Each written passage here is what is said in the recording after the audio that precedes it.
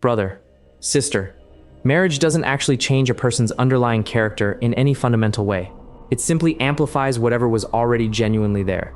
Whatever pattern you're watching now, in dating, in courtship, in engagement, isn't likely to disappear once the wedding happens.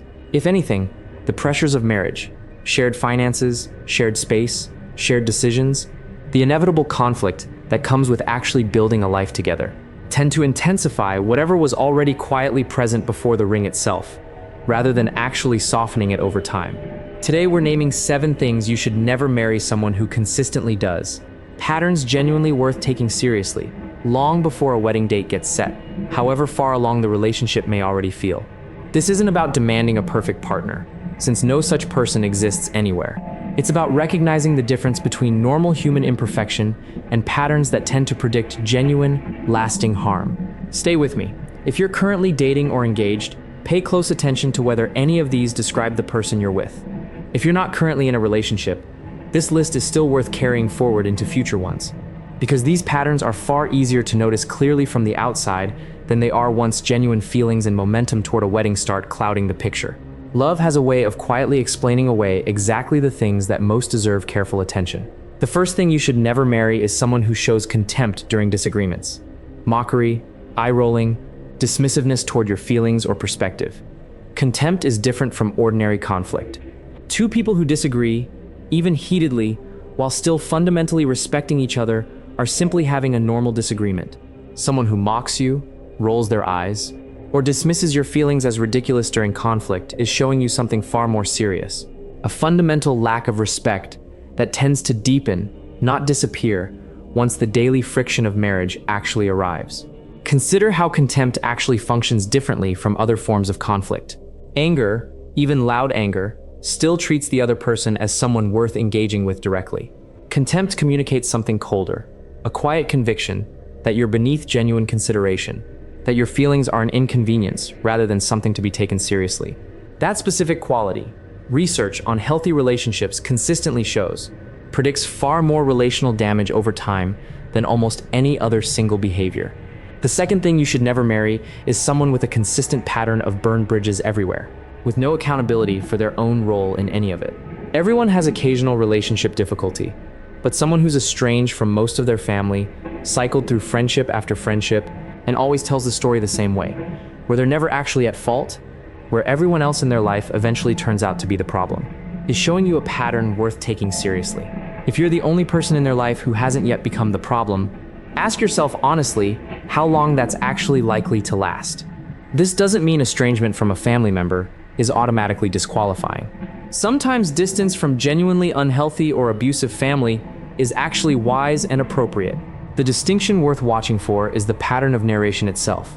Does this person ever, in any story about any past conflict, acknowledge their own genuine role in what went wrong? Or is every single account, without exception, one where they were simply the innocent party wronged by an endless series of unreasonable people?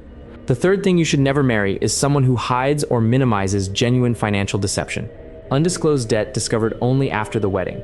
A pattern of spending kept carefully hidden from you during the relationship.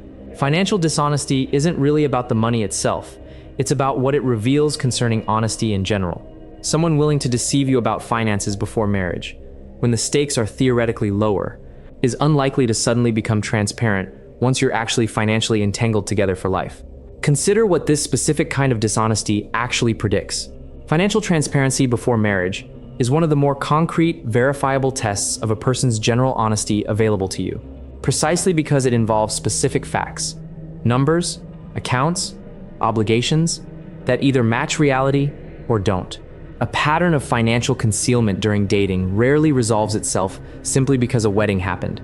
It usually just becomes harder to detect once your own finances are fully merged with theirs. The fourth thing you should never marry is someone who resists any spiritual accountability or correction, dismissive of counsel from pastors, mentors, or trusted community. A partner who bristles at premarital counseling, who treats every piece of wise counsel as an attack, who surrounds themselves only with people who never challenge them. This pattern doesn't improve after the wedding. It tends to isolate a marriage further, precisely at the moments when outside wisdom and accountability matter most. Notice how this resistance often gets dressed up in reasonable-sounding language. We don't need anyone else telling us how to run our relationship. Or, counseling is for people with real problems, not us. But every healthy marriage eventually needs outside wisdom at some point, whether during an ordinary hard season or a genuine crisis. A partner who's already hostile to that idea before the wedding is showing you exactly how isolated your marriage is likely to become when it actually needs support the most. The fifth thing you should never marry is someone who shows controlling or isolating behavior, gradually cutting you off from friends and family. This often starts subtly. Comments that make your other relationships feel like a threat, gradual discouragement from spending time with people who aren't them, a growing sense that maintaining outside friendships requires justification. Genuine love secures your other relationships.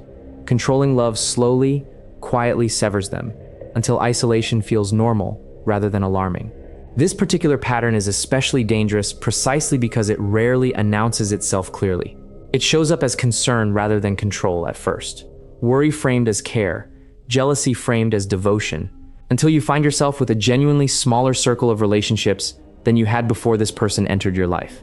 If your closest friends or family have expressed concern about how little they see of you now, that outside perspective deserves serious weight, even if it's uncomfortable to hear. The sixth thing you should never marry is someone with a consistent pattern of small dishonesties that keep surfacing. One lie, caught and genuinely addressed, isn't necessarily disqualifying.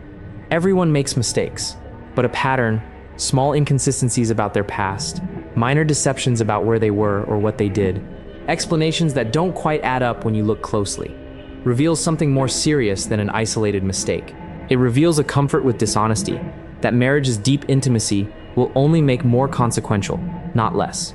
Pay attention specifically to how they respond when one of these small dishonesties actually gets discovered.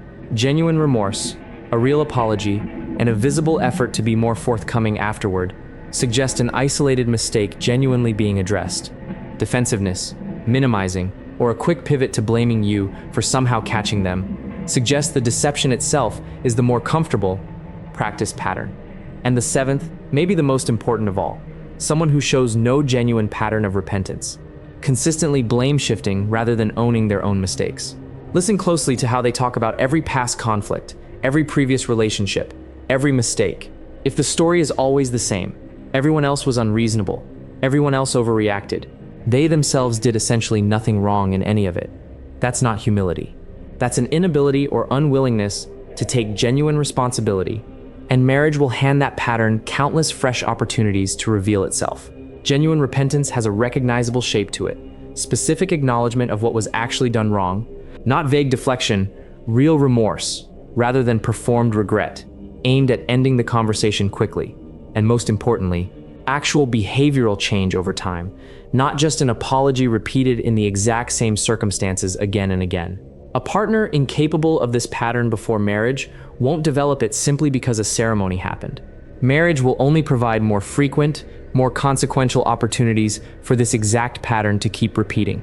So what does it actually look like to discern wisely before marrying someone, watching for these 7 patterns? It looks like noticing contempt now, rather than hoping it disappears later. It looks like taking burned bridges seriously as information, not just an unfortunate history. It looks like insisting on financial honesty before the wedding, not after. It looks like genuine openness to accountability and correction. It looks like protecting your other relationships, rather than watching them quietly disappear. It looks like paying attention to small dishonesties rather than explaining them away. And it looks like watching for genuine repentance, not just charm, when conflict actually arises. None of this means demanding perfection from a future spouse. Every person you could possibly marry will have flaws. And marriage itself is part of how 2 imperfect people grow together over time. But these 7 patterns aren't ordinary flaws. They're consistent, unaddressed patterns that tend to predict how a marriage will actually function long after the wedding day itself has passed. Here's a simple diagnostic for each of these 7 patterns. If you want somewhere concrete to start evaluating your own relationship honestly. For contempt. During your last significant disagreement, did they treat your perspective as worth genuinely engaging with? Or did they dismiss it entirely? For burned bridges, in every story they've told about past relationship conflict, is there ever a moment where they genuinely own their own contribution to what went wrong? For financial deception, have you actually seen their real financial picture, or only heard a verbal summary you've simply trusted without verification? For resistance to accountability, how did they respond the last time a pastor, mentor, or trusted friend offered them genuine correction. For controlling behavior, has your circle of friends and family actually grown smaller since this relationship began? For small dishonesties, when you've caught a small inconsistency, was their response genuine ownership or immediate defensiveness? For repentance, can you name a specific instance where they clearly changed a behavior after being lovingly confronted about it, rather than simply apologizing and repeating the same pattern later? None of these questions are meant to manufacture suspicion in a genuinely healthy relationship, or to send you searching for problems that don't actually exist. Most people, including most people worth marrying, will occasionally fall short in small, human ways that don't actually indicate any of these 7 deeper patterns. The goal isn't perfection, it's honest pattern recognition, distinguishing between someone's occasional bad day and a consistent, unaddressed character trait that marriage is likely to intensify rather than heal. Consider how much genuine pain these 7 patterns, left unexamined before a wedding, tend to produce over the following years of marriage. Contempt deepens into chronic disrespect. Burned bridges eventually include you, once you become inconvenient in some new way. Financial deception compounds into genuine crisis. Resistance to accountability leaves a struggling marriage with nowhere to turn. Controlling behavior tightens gradually until isolation feels complete. Small dishonesties accumulate into a foundation you can no longer fully trust. And the absence of genuine repentance means every one of these patterns simply repeats, indefinitely, without any real hope of change. This isn't meant to produce fear about marriage itself, which remains a genuinely good and worthy pursuit for those called to it. It's meant to produce clear eyes before the commitment is made, while there's still room to have honest conversations, seek wise counsel, and make a genuinely informed decision, rather than simply hoping love alone will resolve patterns that have shown no actual sign of changing. If this stirred something in you, brother, sister, don't scroll past it. Subscribe to Biblical Warning now, and let's keep examining these hidden places together, one warning at a time.